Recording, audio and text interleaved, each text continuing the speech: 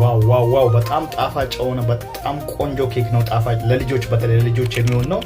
አስቤ በተሰራው ባለፈው በጠየቃችሁ መሰረት ማለት ነው። ይሄ በላይ ላይ የምታዩት ነጩ ነገር ፍሬሽ ኮኒ ኬዝ ወይም ደግሞ አይቤ ነው በአማርኛው። ፕሮቲኑን ከፍ ለማድረግ ይሄን መጠቀም ትችላላችሁ። በላይ ላይ እንደ ኬክ አድርጋችሁ እንትን ለማድረግ ኬክ ክሬም ማለት ነው። ያው እንግዲህ ይሄ ምንድነው 50 ግራም ፕሮቲን አለው።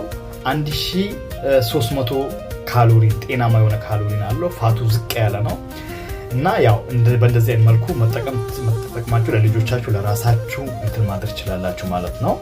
እና ያው የተጠቀምኩበት ግብአት ደግሞ ያው እንግዲህ እንደምታዩት የፍሬሽ ኬክ ኮኒ ኬዝ ነው። በላይ ላይ መቀመጥ ይችላል። የተጠቀምኩት ደግሞ ግብአት ዞያ ወተት 70 ሚሊ ሊትር፣ ዘቢብ 100 ግራም፣ ሃይደልቤር ደግሞ 200 ግራም፣ ሀጃ 200 ግራም፣ 2 እንቁላል፣ አንድ ደግሞ የኬክ እንትን ፓውደር ፓኪንግ ፓውደር አንድ ሙሉ፣ አንድ የሾርባ ማንኪያ ማር አድርጌ ነው የተጠቀምኩት ማለት ነው።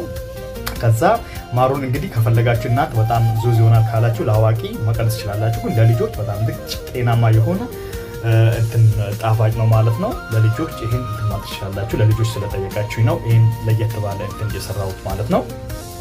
ሌላው በተረፈ እንዳልኳችሁ በቂ ፕሮቲን ነው ያለው። ፕሮቲኑ ከፍ ለማድረግ ከፈለጋችሁ ደግሞ እንደ መግቢያ እንዳያችሁት አይቤ ወይም ደግሞ በጀርመንኛው ፍሬሽ ኮኒ ኬዝ በላይ ላይ እንደ ክሬም አድርጋችሁ መጠቀም ትችላላችሁ። እንግዲህ ሙቀት የፍሩ ሙቀት 180 ቆይታው ደግሞ ከ20 እስከ 25 ደቂቃ ከቆየ በቂ ነው።